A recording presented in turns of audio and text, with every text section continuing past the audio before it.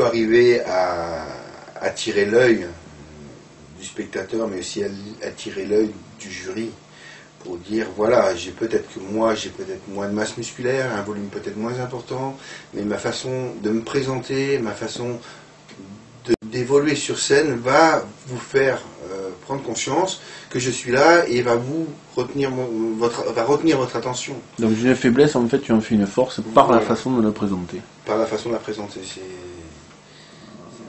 La plupart des gens, des culturistes masculins, ne s'intéressent pas au posing parce que, a priori, ça toucherait un petit peu leur ego et leur virilité. Donc, c'est un prétexte, oui, pour ne pas avoir une charge de travail supplémentaire parce qu'on a le job, parce qu'on a le training, parce qu'on est fatigué et qu'on ne va pas se rajouter un travail en pause le soir ou le week-end alors qu'on a envie de se relaxer, c'est clair. Hein. Alors justement, aujourd'hui, on va dériver un petit peu sur le posing, c'est quand même la partie qui nous intéresse dans cette interview. Tu as gagné maintes et maintes fois le trophée du meilleur poseur dans plusieurs concours, on ne pourrait même pas les citer tous. Tu as à chaque fois donné aux spectateurs ce qu'ils voulaient voir, c'est-à-dire un vrai spectacle, avec une vraie mise en scène, avec de vraies poses différentes, et non pas les 6 poses imposées que l'on remet continuellement, avec des attitudes scéniques qui étaient quand même extraordinaires, avec un sens du rythme et de la gestuelle qui était au-delà de ce qu'on pouvait imaginer. Aujourd'hui, dans le milieu du body en France, est-ce que tu penses qu'il y a une amélioration, par exemple avec le dernier Apollon de France, où il y a eu un système de battle pour ce meilleur posing, alors qu'à pendant des années c'était simplement un posing préparé et les juges décidaient sur le meilleur posing. Est-ce que tu penses qu'il y a plus d'équité avec ce système de battle et en plus ce posing préparé? Moi j'ai trouvé très intéressant ce système de battle. Tu as jugé en plus, donc j'ai jugé, voilà. Ça toi aussi, Karen? un petit peu, voilà. Oui. Ça permet aussi un petit peu de voir l'évolution de chacun, qui a sa propre gestuelle, sa propre façon d'évoluer sur scène. Sur les mêmes musiques, sur les mêmes musiques, ou sur leur propre musique, leur façon d'évoluer propre à eux-mêmes nous permet de la ressentir ou de la vivre d'une telle ou telle façon. Le côté des battles permet de laisser libre cours aussi à son imagination, donc ça fait partie aussi de la création, savoir exploiter la musique à son avantage avec les temps musicaux, vraiment quelque chose de... Une création pure, une création pure. Pour moi, c'est une création pure. Ne pas savoir à l'avance sur quoi on va poser, la découvrir sur scène, calculer le temps musical et mettre les pauses en adéquation pour se mettre en valeur, pour moi, c'est quelque chose de formidable. Je ne trouve pas mieux. D'ailleurs, si je pouvais faire une compétition et faire que ça, je ferais que ça. Moi, la compétition, pour moi, c'est simplement le posing. Parce qu'aujourd'hui, aujourd'hui, même depuis 2010, je prends plaisir. Et pour moi, je ne veux pas perdre cette notion de plaisir. Le jour où j'aurai plus cette notion de plaisir, j'arrêterai. Le fait de me faire plaisir, et si en retour j'entends que ça fait plaisir aux gens qui viennent voir, pour moi c'est tout bénéf. Pour moi c'est tout bénéf. Il y a eu une époque dans le body où il y avait de très très bons poseurs. Aujourd'hui la tendance est quand même à retrouver chez les pros, hein, je parle, des gens qui ne font que répéter plus musclé, double biceps cage et dorse de dos. Je suppose que tu déplores, toi aussi Karen, ce style de présentation sur 2 ou 3 minutes. Comment verrais-tu idéalement un concours aujourd'hui de bodybuilding? Enfin, comment verriez-vous tous les deux un concours idéal? Moi je ne déplore rien du tout parce que chacun fait comme il sent. Mais dire que sans arrêt le posing c'est pas noté donc je le prépare pas. Le posing n'amène pas de points, mais en tout cas il n'en enlève pas. Et des fois il aide à se faire remarquer, alors que dans les poses imposées, des fois on ne se fait pas remarquer. En tout cas à son avantage. Et des fois dans le posing libre, on peut se faire remarquer à son avantage.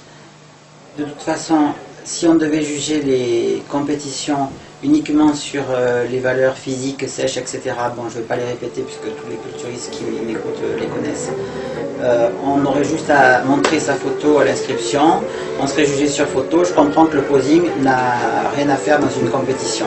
Si il y a des imposés et qu'on est sur scène, c'est que ce sont des personnes qui bougent, qu'on est en train de noter. Si on bouge mal, eh bien, qu'on ne se met pas en valeur et qu'on a un beau physique mais qu'on ne le met pas en valeur, eh bien, on perd des points. Alors il faut arrêter de dire que le posing n'est pas noté.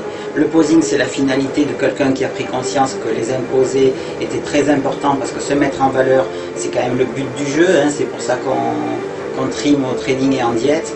Et après, arriver sur scène et poser comme une patate, on va dire, parce qu'on n'a pas cherché à s'améliorer sur ce sujet-là, et qu'on n'a pas travaillé ça, c'est un peu dire, écoutez, hein, moi j'étais fatigué, je ne l'ai pas fait, c'est pas noté, mais en fait c'est beaucoup de manque de confiance que d'arriver et se dire je vais poser, voilà, faire mes doubles biceps. Et si on veut avancer dans le classement et qu'on ne prend jamais ça en compte, il faut avoir un sacré physique.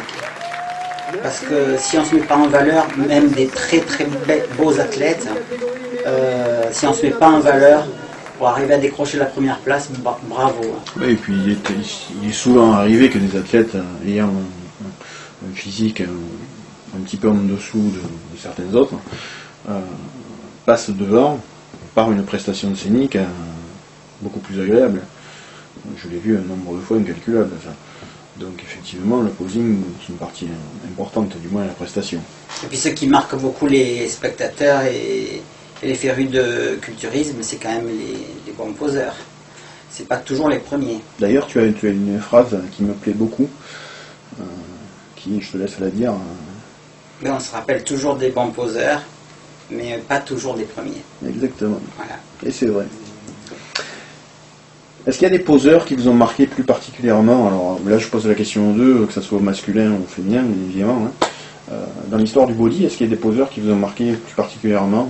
Là, je vais parler mondialement, je veux dire, chez les pros par exemple. Est-ce qu'il y a des gens qui vous ont influencé par leur façon de poser? J'aime beaucoup Bob Paris en posing, qui exploite la douceur à travers quelque chose qui est plutôt hard. Hein. Le muscle, c'est plutôt le côté travail de force sèche.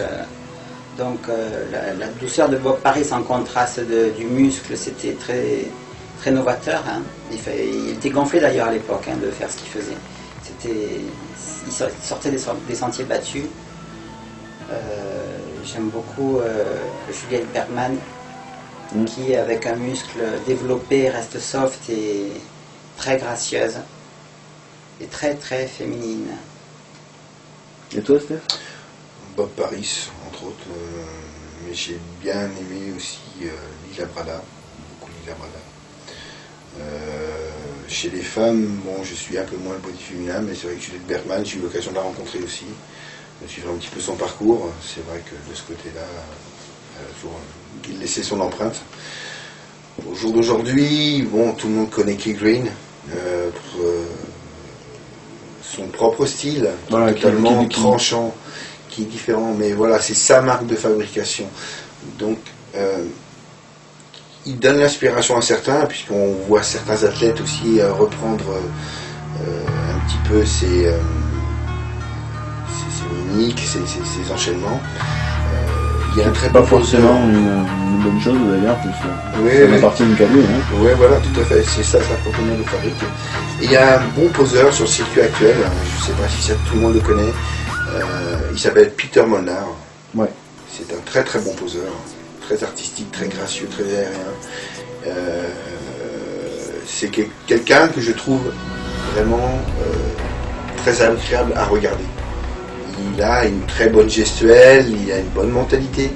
Puis il a un très bon physique aussi. Il a un très bon physique aussi, ça faut pas s'en cacher. C'est un tout. Son style aussi est très agréable.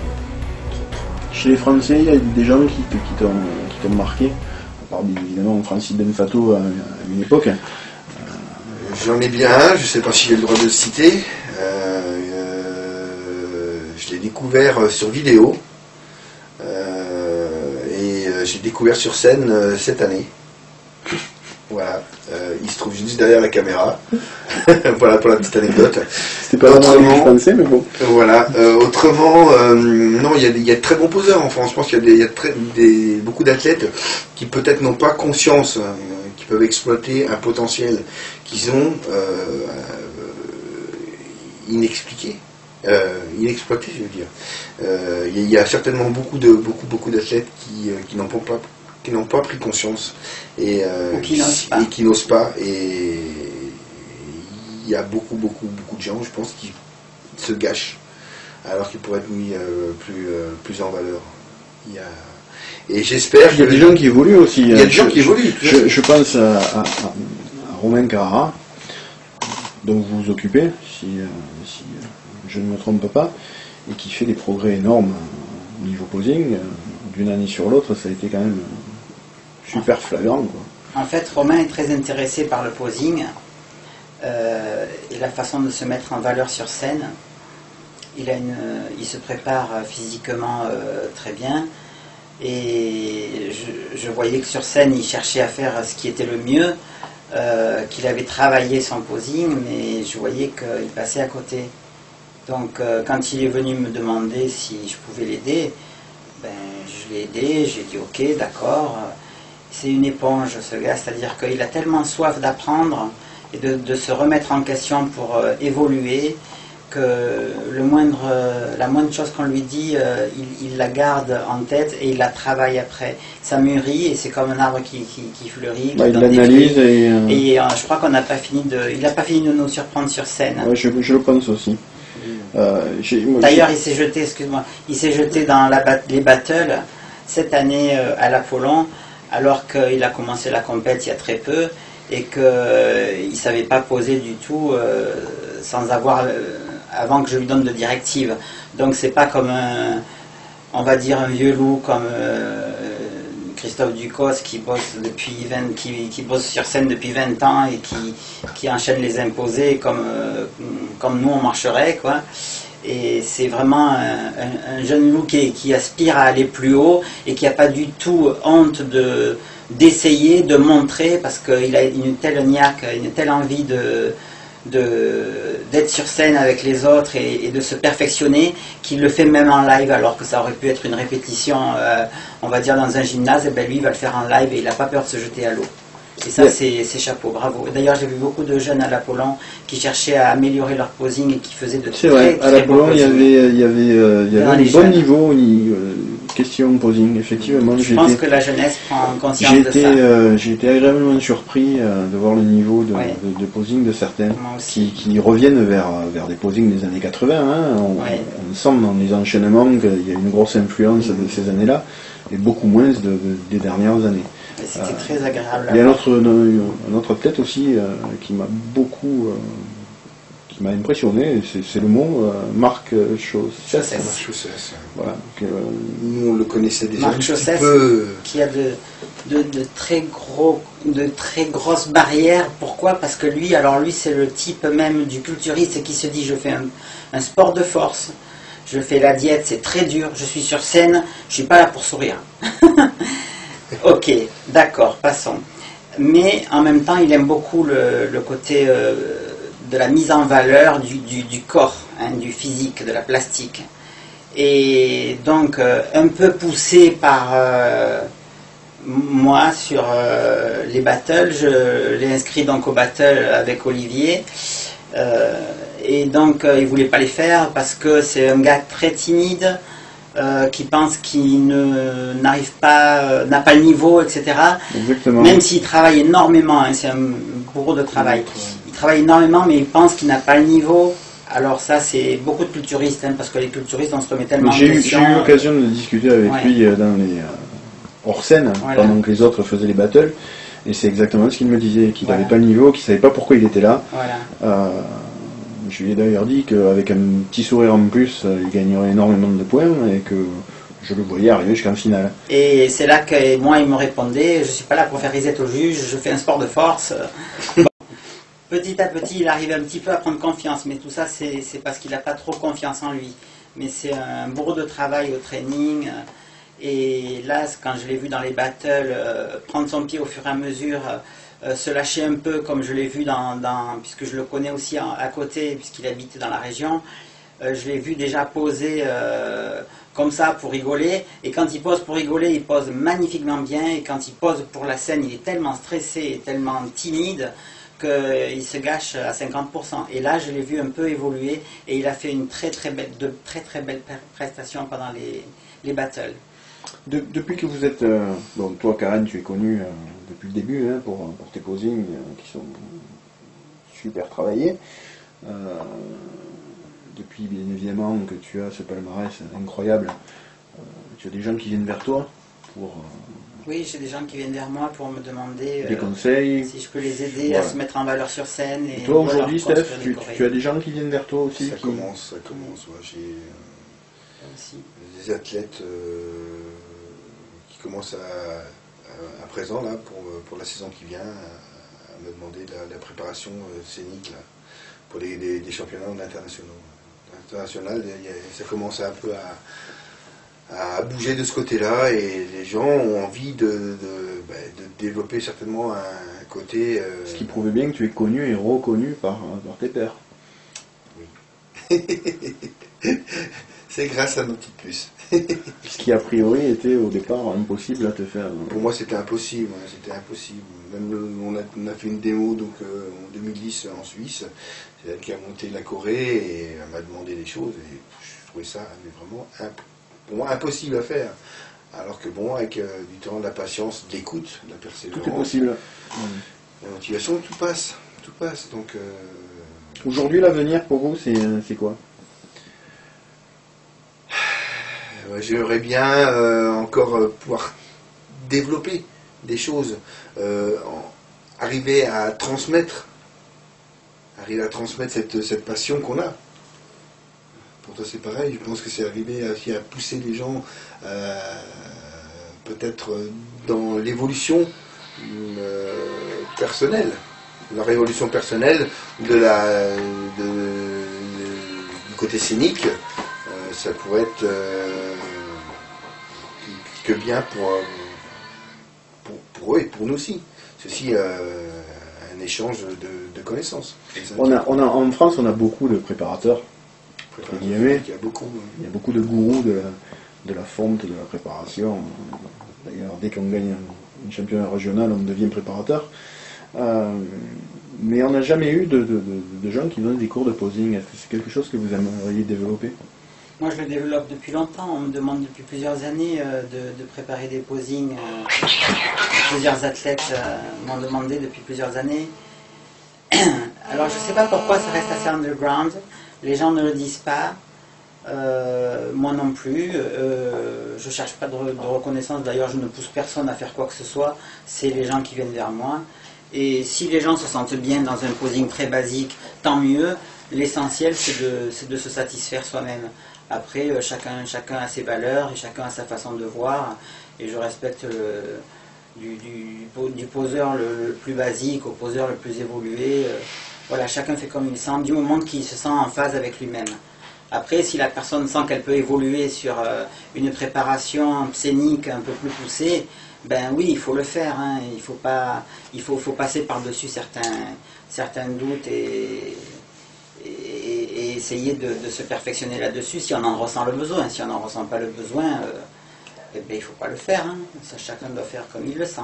Est-ce que vous aimeriez que les passages libres soient notés ou est-ce que vous aimeriez que les battles soient généralisés dans ce... Moi, j'aimerais avoir une attribution de points sur la prestation scénique, sur un posing. Ouais. Moi, j'aimerais bien que ce soit pris en compte. Après, pour les battles, tout le monde ne se sent peut-être pas forcément d'attaque pour attaquer quelque chose dans l'inconnu, puisque donc une battle, arriver sur une musique inconnue, il faut quand même aussi avoir peut-être de l'audace. De l'audace. Plus de l'audace. Pas forcément des compétences, mais beaucoup d'audace. Beaucoup d'audace. Et d'arriver à exploiter à bon escient sa gestuelle, voilà, et puis attirer encore une fois plus l'attention. Oui, en fonction en plus du thème musical choisi. Le thème musical, voilà, c'est assez... Parce que poser sur du symphonique, ça va, mais sur du Claude François, c'est pas pareil. C'est ce que j'allais dire. Voilà. Donc effectivement... Ceci dit, être noté sur les posings, ça fait longtemps que la catégorie du meilleur poseur existe, hein, puisqu'au début des années 90, elle existait déjà. Maintenant, on n'est pas noté sur le posing dans le classement, mais on est noté sur les imposés. Et les imposés, il y a une façon de les faire. Oui, c'est une façon de Et poser. on peut toujours améliorer. Dans le culturisme, on peut tout améliorer. La prépa physique, la prépa scénique, la prépa mentale, donc on oublie beaucoup d'ailleurs. Donc il y a beaucoup de choses à travailler en plus pour gagner des points. Et la façon de se positionner sur scène dans les imposés, ça, c'est pris en compte dans le classement. Et ça n'est pas souvent assez préparé. Est-ce qu'il y a un message que vous voudriez transmettre aux personnes qui nous regardent, aux athlètes? Oui, moi je voudrais dire que le bodybuilding en compétition, comme disent beaucoup, j'y vais pour me faire plaisir. Oui, évidemment, comme je disais tout à l'heure, on n'est pas payé pour faire du bodybuilding, mais il faut garder sa propre image de la plastique qu'on a à la base. D'accord, il y a des critères à respecter, mais il ne faut pas sacrifier sa propre image de la plastique pour coller à des critères, sur les critères qui sont demandés. Voilà, je le dis parce que moi ça m'est arrivé de vouloir me calquer sur des critères qui m'étaient demandés et puis de me dire après en regardant les photos, non là franchement c'est pas l'image que j'ai envie d'avoir. De donner je m'en fous parce que après chacun voit les choses selon son œil, il y en a qui aiment, d'autres pas, mais moi c'est pas l'image que j'aurais voulu donner. Donc quand je rentre chez moi, que j'ai une coupe ou pas, j'ai le corps que j'ai, et si c'est pas un corps qui me plaît, j'ai tout perdu. Pour moi, même si j'ai gagné certains titres, c'est pas la façon de gagner quelque chose dans le bodybuilding. On gagne quand on est mieux dans sa peau. On fait ça pour être mieux dans sa peau, dans sa tête, dans ses pompes et dans sa vie. Parce que son corps, on l'a toute l'année. La coupe, elle reste sur une étagère. Et on oublie très rapidement. Peu importe, l'essentiel, c'est de se satisfaire soi-même et d'être content de ses progrès. Voilà. Et toi, Steph? Moi, ça serait simplement que tous les athlètes puissent prendre le maximum de plaisir et donner du plaisir aux spectateurs, mais se faire plaisir en priorité. Je crois que c'est la base essentielle. Et si pour eux le plaisir passe par le côté artistique, scénique, qu'ils n'hésitent pas à exploiter ce domaine peut-être moins connu pour en faire quelque chose de positif. Voilà. Voilà. Le mot de la fin? Le mot de la fin. C'était ça, non? Le mot de la fin. C'est comme vous voulez. Le mot de la fin. Bisous. Non, c'est pas celui-là. C'est pas celui-là. C'est celui-là. Voilà. Bon, je vous remercie pour cette interview. Fleuve, merci à toi. Certes, mais hyper intéressante. C'est très rare déjà de pouvoir parler de posing et du côté artistique du bodybuilding, car comme le disait tout à l'heure Karen, on y voit plus le côté sportif. J'espère vous voir bientôt sur scène, autant l'un que l'autre. Et puis j'espère surtout que nombre d'athlètes suivront vos pas et qu'on aura enfin de beaux concours avec de beaux posing. Voilà. C'est ce qu'on espère aussi. Merci à vous et à très bientôt. Beaucoup. Merci. Merci.